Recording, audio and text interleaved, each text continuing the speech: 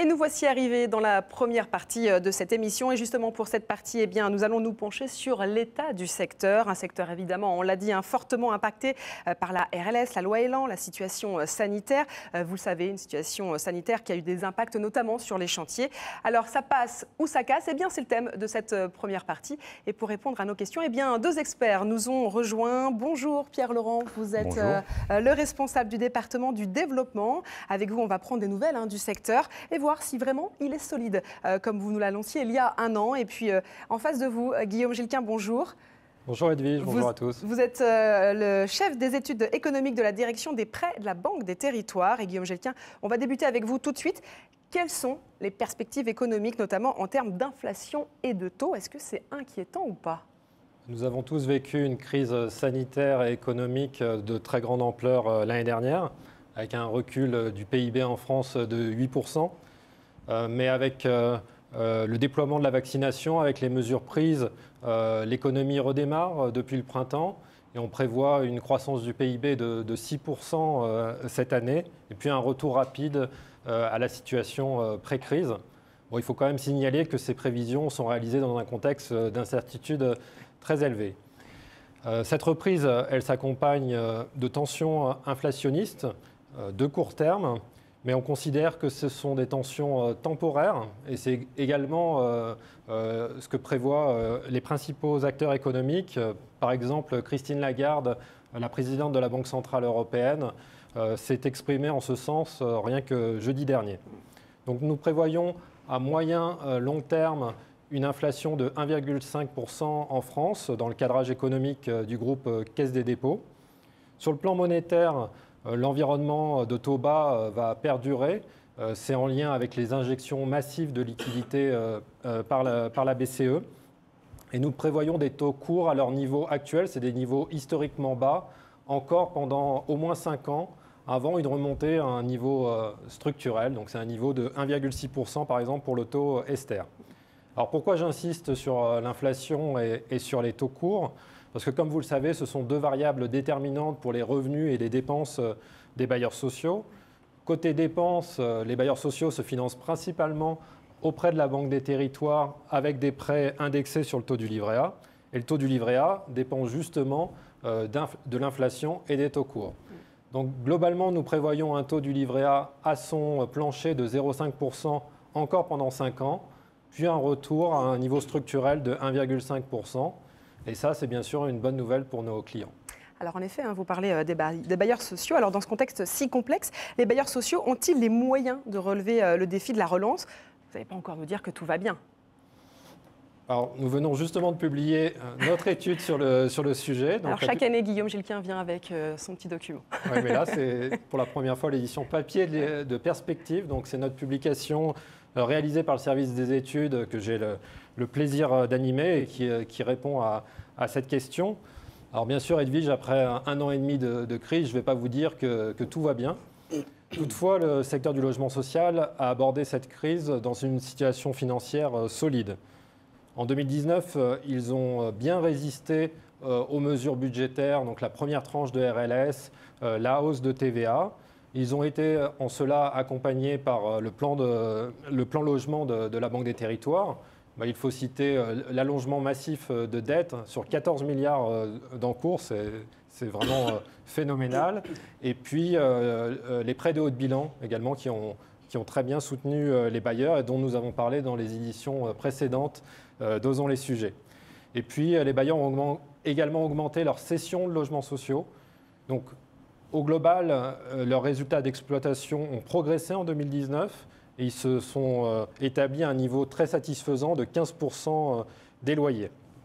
Alors dans notre étude Perspective, on fait également une projection des comptes des bailleurs sociaux à long terme en se basant sur le cadrage économique du groupe Caisse des dépôts, sur des hypothèses sectorielles et dans le contexte réglementaire actuel. Alors l'esprit de cette partie de la publication, c'est un peu comme un départ en bateau depuis Brest. Vous êtes dans la rade de Brest, vous manœuvrez à court terme, mais il faut aussi prévoir le cap de la traversée à plus long terme. Donc les bailleurs, ils ont 3 atouts. Ils ont leurs revenus qui sont basés sur des loyers et qui sont peu affectés par la crise. ils sont rentrés dans la crise avec une situation financière solide, on en a parlé. Et puis, il y a ce contexte durable de taux bas. Donc, selon notre analyse, ils ont les moyens de participer à la relance.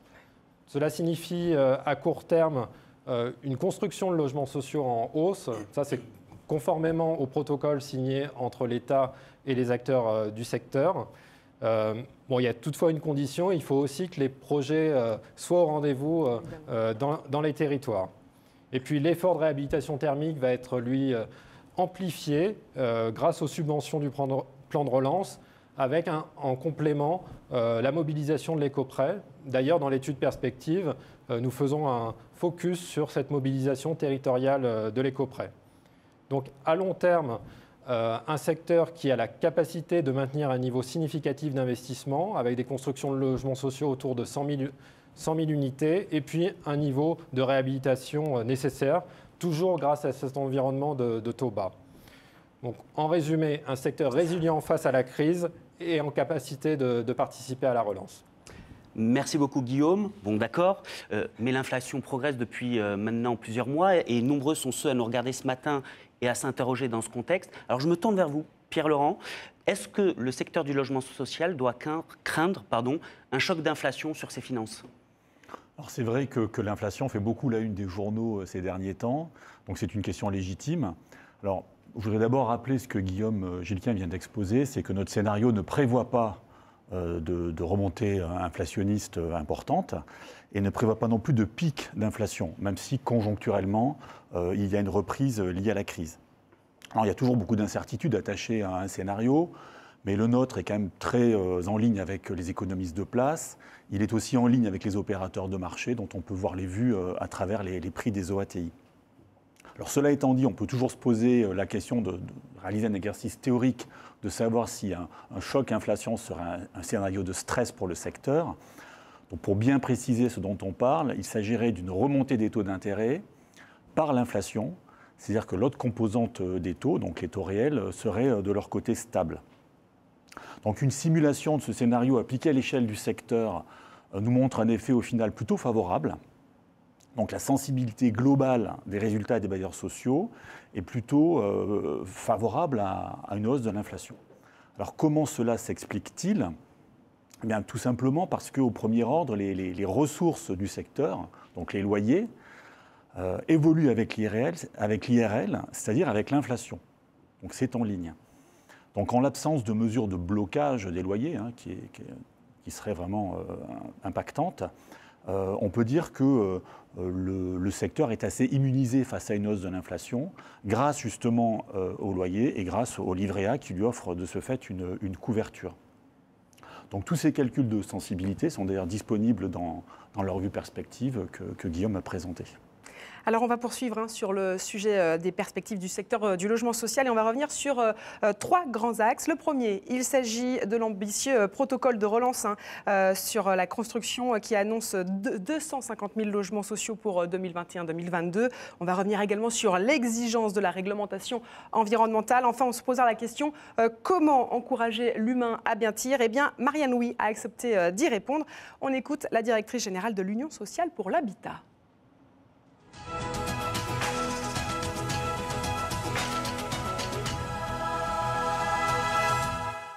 Alors c'est vrai que 250 000 logements pour 2021 et 2022, c'est extrêmement ambitieux. C'est ambitieux compte tenu des baisses continues qu'on a connues ces dernières années. Mais en même temps, c'est une ambition qui est à la hauteur des besoins. Nous avons plus de 2 millions de personnes qui sont en attente d'un logement social. Et donc, il faut à tout prix réussir à produire, à construire, à programmer plus de logements sociaux. On fait tout ce qu'on peut pour que la perspective 2021 soit en amélioration par rapport à 2020.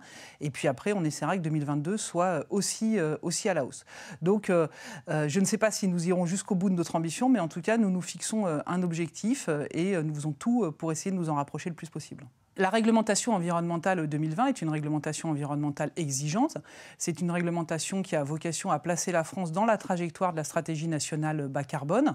Le parc social a toujours été innovant en matière de rénovation énergétique, de performance énergétique, de performance architecturale, de qualité.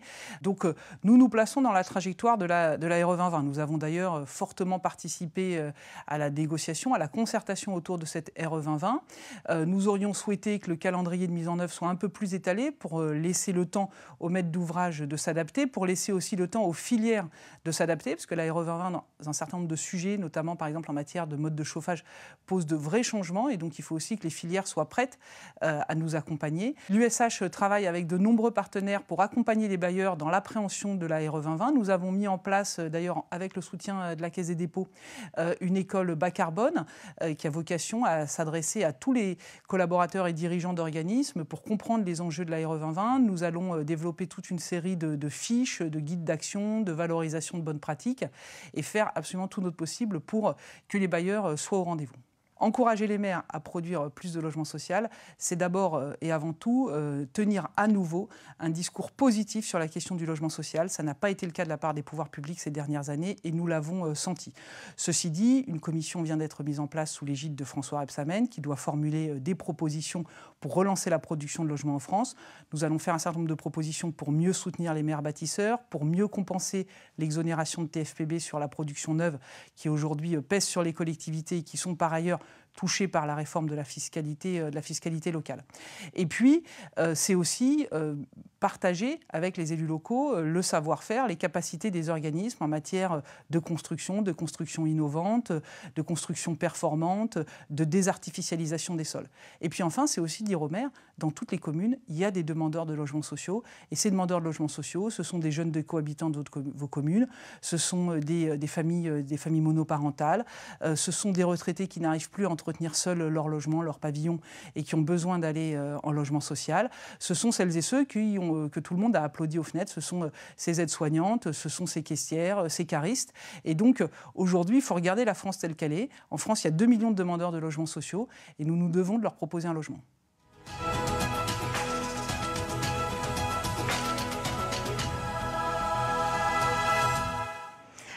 Alors, vous l'avez entendu, dans cette partie, on est revenu sur les différentes difficultés. C'est d'ailleurs le titre de cette partie, ça passe ou ça casse. Et finalement, eh bien, il semblerait que ça passe avec un secteur qui reste encore et toujours solide et une banque des territoires qui reste bien évidemment toujours à l'écoute. C'est bien ça, Costa ?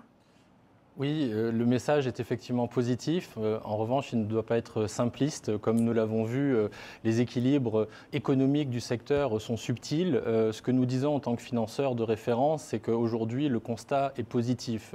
Les organismes ont été résilients, ils ont fait preuve d'une bonne gestion. Les dispositifs d'aide et d'accompagnement, notamment les nôtres, ont porté leurs fruits avant la crise et ont permis de passer ce cap. Et donc, quand on projette cette situation financière sur le long terme, à horizon 40 ans, donc la durée moyenne d'une opération, on voit que la capacité d'investissement est présente et pourrait soutenir de manière très satisfaisante la politique du logement et la politique de la ville. Donc ça, c'est un message fort, mais bien évidemment, il faut être lucide. Il y a des freins, mais qui ne sont pas liés aux capacités d'investissement du secteur, qui ne sont pas liés aux offres de financement qui existent, qui sont sur la table et que nous avons beaucoup ciselées au cours des dernières années, mais les freins sont ailleurs. Marianne Louis les a rappelés et on est bien évidemment très engagé pour pouvoir les lever et réussir à trouver ces leviers importants en matière de politique publique. Voilà, c'était pour répondre donc à cette question de cette première partie. Ça passe ou ça casse ? Eh bien, ça passe, mais restons lucides. Merci à vous, messieurs, pour toutes vos réponses. Guillaume Gilquin, on le rappelle, vous êtes chef des études économiques de la direction des prêts de la Banque des Territoires. Merci d'avoir été à nos côtés pour cette 3e édition. Merci à vous. Et Costa et bien Laurent, Pierre, vous restez avec nous pour la suite de l'émission.